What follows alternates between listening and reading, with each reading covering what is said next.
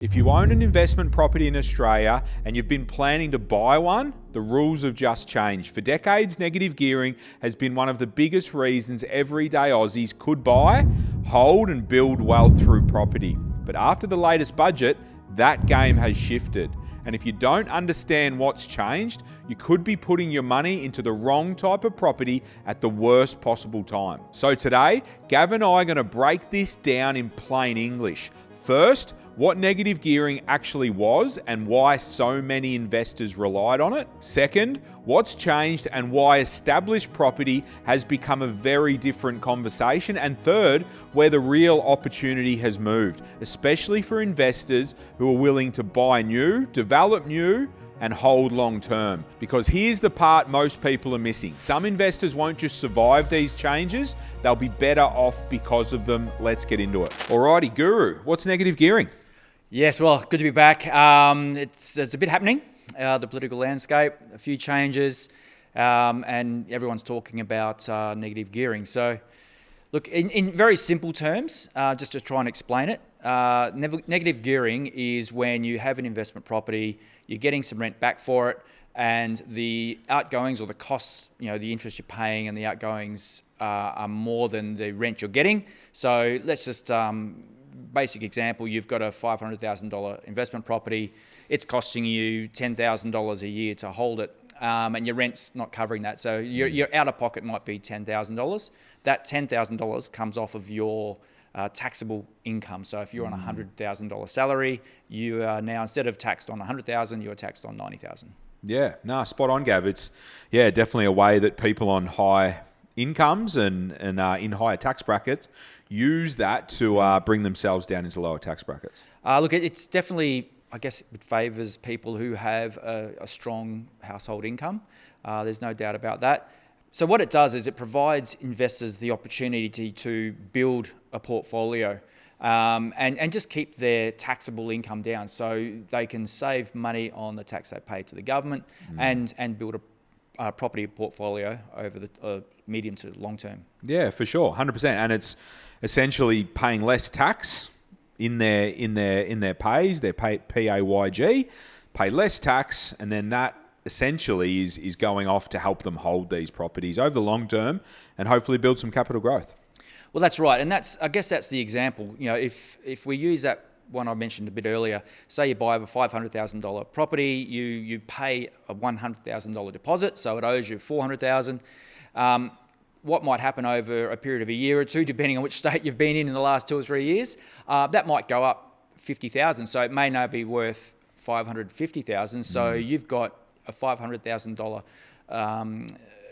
benefit or profit, if you like, in the project. Let's just say your tax rate is 37%. So that property is costing you $10,000, and you're saving about $3,700 a year in tax. So it's only costing you $6,300 instead of $10,000. So even if you're making 50 grand on it and you take that 6,000 odd off, you're still looking at an ROE, or return on the money you've put in, around sort of 40 to 50%. It's exactly right, and that's the play of it. Is it gets people in, it allows them to buy at a certain level, because that negative gearing calculation goes into their serviceability calculation, which means they can afford properties at a certain level, and then they hold on to them for an amount of time, and as history suggests, good properties tend to go up. Yeah, and that's, I guess, the broader strategy is, or it has been, is if your property does appreciate $50,000, let's say the property you bought's $1 million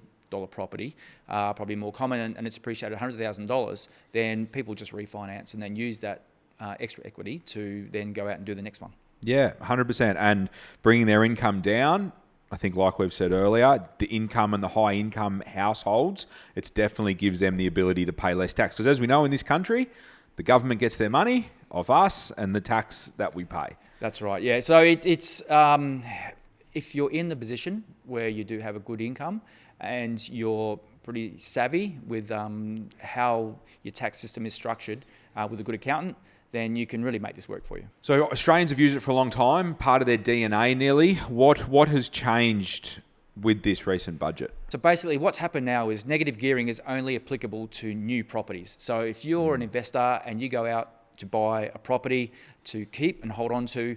If it's an existing house, you can't get the negative gearing. Yeah, spot on. And I've even spoken to brokers recently where if someone's got a pre-approval to buy an investment property that is existing, they have to then re-enter that file, take out the negative gearing calculations, and then, before the budget they could afford $1 million investment property, now they can afford an $800,000 investment property. So it is a bit of a worry for those investor markets, those existing property investor markets where you've got buyers advocates, running around the country, finding the next hotspot and just buying these existing properties because their clients used to be able to afford X.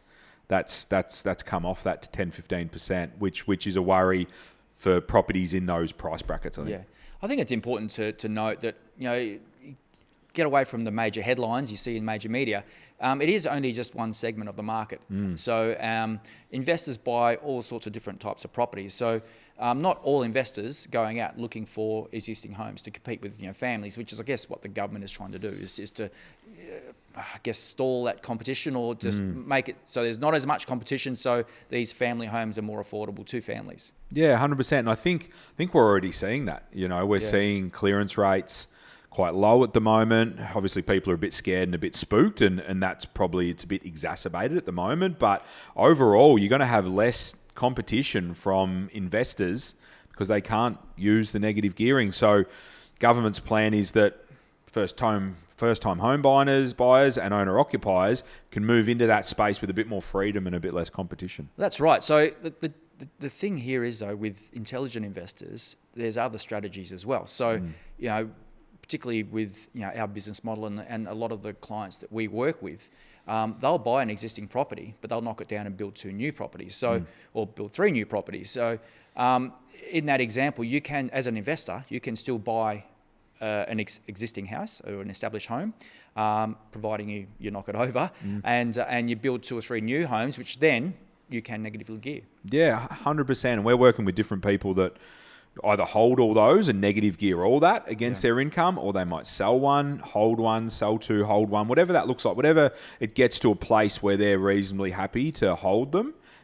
You've got depreciation you can sprinkle through there and that sort of stuff. But what I would say, and what I have been saying to people, just rushing out and buying new isn't the answer. No. You need to have some fundamentally strong aspects to that real estate, whether that's minimal common property, minimal owners corporation, high land component, quality builds, these sorts of things is where people want to play if they're looking to enjoy negative gearing. Yeah, you could be mistaken for thinking it's just going to be affecting, people are just going to be going out and buying new apartments, right? Which, when you think about it, the value is in the land. So if you're a savvy investor and I was going to say if you need the budget, but we've got people at different ends of the spectrum that we've bought for last year, where we've bought existing properties and we've knocked them over, and to build townhouses, and also there was a couple of front to backs where you might have 3 or 4 down in Geelong, and their strategy in both accounts is they're going to hold on to them and lease them out. So what that means is each one of these properties does have a land component, so it will appreciate. They will appreciate more over time. Yeah, and history suggests that obviously land is the thing that appreciates, buildings depreciate, but I guess in those early times as well, because we've also got a supply and demand crisis in this country as immigration just keeps flowing through, and we've got a lot less people actually building new dwellings for a lot of different reasons. Yeah. And obviously this budget is there to try and supercharge the new housing sector and getting new builds. Problem is there's a lot of other headwinds as well. Mainly the cost of building in this country is a massive issue, and if demand is obviously going to stay high with immigration, being so aggressive, and people need to live in these homes. They're not just investment pathways for people; they're actual. You need it to exist, and everyone needs a roof over their head. The supply-demand issue isn't going to be fixed anytime soon. So it's going to be interesting, and changing the negative gearing I don't think is going to be enough to fix all their supply crisis issues. I just read a report on Perth the other day, which they've seen bright sunshine over there for the last year or two, where it's just it's going up 10 to 20% in some areas, and they're saying even though you would think that this market is topped out, purely for the fact that there's just not enough product for the people that are coming into the state. Yeah. There's just the demand is still outweighing supply, so they expect it to stay nice and sunny over there for those investors. So and that's going to happen here in Melbourne as well. It's just as you said, there's so many taxes in place. The government has, I think, eased off some of the planning regulations here, and has made it easier, no doubt. But that alone is just not going to make enough of a difference for builders and for developers to really, build so much more property that it's going to cater for the people that are here now, plus all the people that are expected to come. Yeah, 100%. I think it's an issue that's not going to be solved anytime soon. No. So, but it's definitely, like you said, planning rules have been sort of streamlined and relaxed. There's a lot more certainty there, but then also the negative gearing is pushing towards the new property, which they're hoping does something, and there's no doubt it'll do something. But to say it'll fix our housing supply, is sort of drastically wrong. Look, I would have thought. If anything, these new negative gearing laws probably help the people that we work with more than anything, because all of our clients basically have or build new properties. So, and what that will do then is, if there are investors out there who want to buy a new property and not just develop, then that creates more demand for newly built properties. So, for example, I was saying before, we've got a couple of clients that have bought. We've got one client, great client from Sydney, who's done well in other states and sees the value in Melbourne, and they bought 2 properties in the McKinnon School Zone. We're doing 2 great townhouses.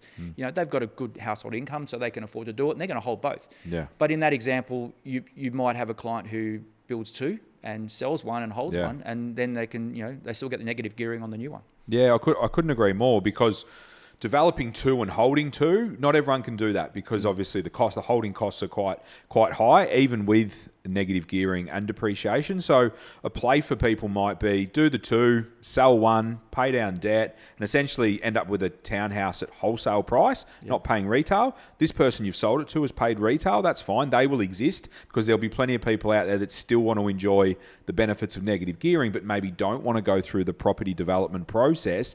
They'll be the people you get to sell one to. You, being a bit more savvy, you've done the development, you've got it at wholesale, you've got a lower loan than this guy that bought it at retail, but you're still getting the negative gearing. And you're getting the great depreciation benefits of having a brand new property as well. Yeah, for sure. And if you're going to be a landlord, it's become onerous being a landlord, fair to say. So having a new build with builder warranties and those sorts of things means that, your rent will be quite strong on a new property, and rents will probably only go up as we've got a supply and demand issue there. So rent's going up, maintenance quite low. So hopefully the yields, are reasonably solid. Yeah, look, I don't know if I'd be doing it in areas like Perth and maybe even Brisbane to a certain degree now, even though they're saying Perth has got some legs still. But particularly this investor, he's got another property selling in Sydney, and he wants to buy down here again in Melbourne, in a different area, not in that school zone, north of the city. And they just want to spread the risk a bit, if there is any. But they're going to hold on to it for 10 years. So buying property in Melbourne right now, even just recently, it's become more of a buyer's market, if you like. So, in 10 years' time, it's going to be a different picture, particularly for these clients. Yeah, 100%. And we don't have a crystal ball, but with all these other states and the genuine actual growth that they've seen, Victoria hasn't seen any of that. No. So ultimately, they're all states of Victoria, and there's a few things need to happen in Victoria. There's an election coming up. Yep. There's a few different things happening, and ultimately, the fact that Victoria hasn't seen the growth, when its time comes, it will be able to move like other states have in recent times. Yeah, look, as we discussed earlier, there are multiple factors in Victoria, particularly we're talking about the state.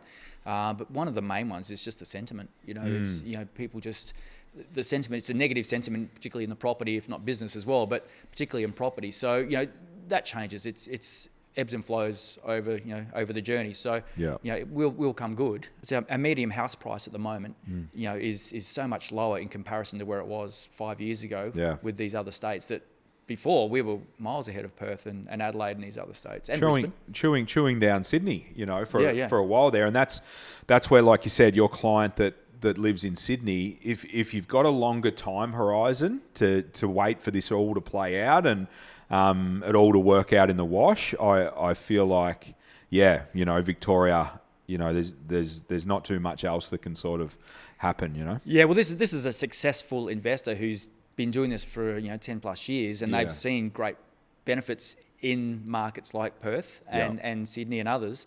And now see the value here. So they've got runs on the board. Yeah. They've done all this before. They've seen it all before. There's a saying, be fearful when people are greedy and be greedy when people are fearful. And that's sort of what we're seeing here in this state. And yeah, it's a pretty savvy guy from New South getting involved. Yeah, and like I said, we have another client as well who's bought a couple in Geelong.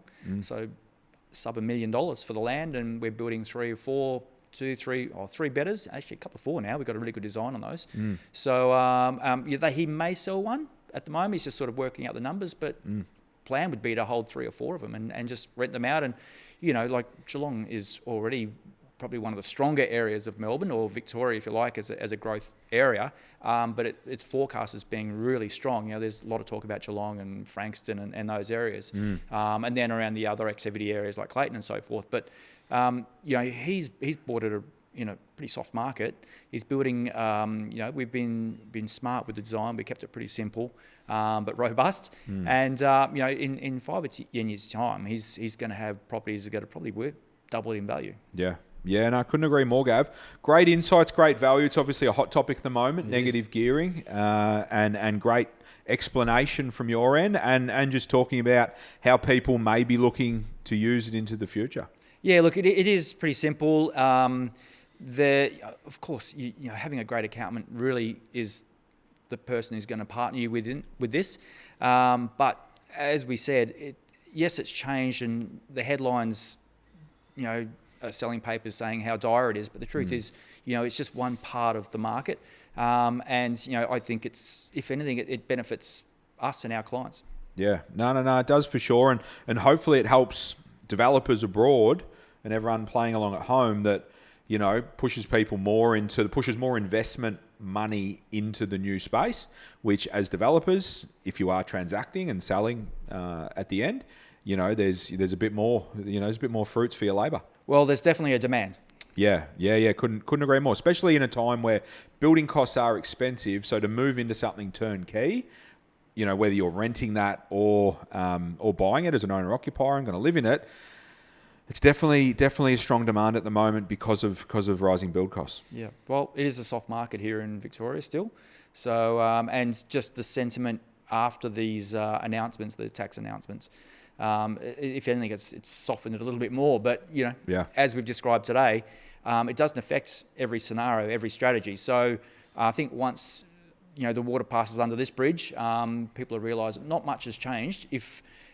You may have to change your strategy a little bit, but there's still great benefits there, and in a soft market, there's really good buying. Awesome, Gav. Heaps of value there. We'll see you in a couple of weeks. Look forward to it.